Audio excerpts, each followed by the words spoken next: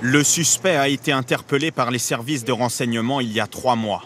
Ahmed H, 33 ans, de nationalité irakienne, était depuis juin 2017 réfugié politique en France. Il vivait avec des colocataires dans cet appartement à Lisieux, où il était accompagné par une association. Rien n'a permis de détecter quoi que ce soit concernant cette personne-là.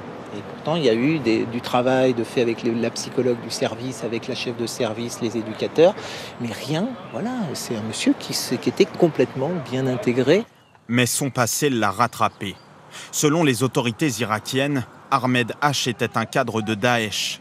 À Tikrit, en Irak, il aurait participé au massacre de 1700 soldats en juin 2014.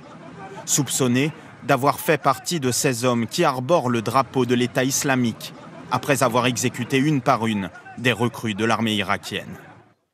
En 2016, en Grèce, Ahmed H aurait emprunté la route des migrants sous une fausse identité. La Grèce, puis la Hongrie, l'Allemagne et enfin la France. À Calais, l'homme effectue sa demande d'asile avant de s'installer à Lisieux.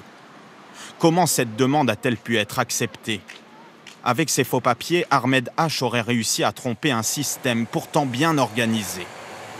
D'abord, en Grèce comme en Italie, ceux qui fuient leur pays sont enregistrés, leurs empreintes relevées, et un travail d'enquête est mené pour filtrer les migrants. Parmi tous les migrants qui arrivent, certains mentent sur leur pays d'origine. Alors on essaie d'établir leur vraie nationalité pour passer ensuite l'information aux autorités locales et commencer la procédure.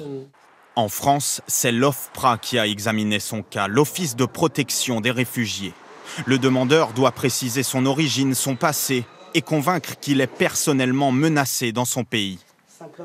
Il doit enfin détailler son histoire lors d'un entretien. Monsieur, asseyez-vous là, s'il vous plaît, celle-ci. Sur 100 000 demandes l'an dernier, seuls 36% ont été acceptés. Et le dispositif vient d'être renforcé, selon le ministre de l'Intérieur. C'est plus simplement le passé de la personne qui est exploré, mais le passé de toutes celles et de tous ceux qui auraient pu venir dans la même cohorte en France. Ce soir, les autorités estiment que le travail des services de renseignement a été extrêmement rapide. Mis en examen pour crimes de guerre notamment, Ahmed H est incarcéré et son statut de réfugié lui a été retiré.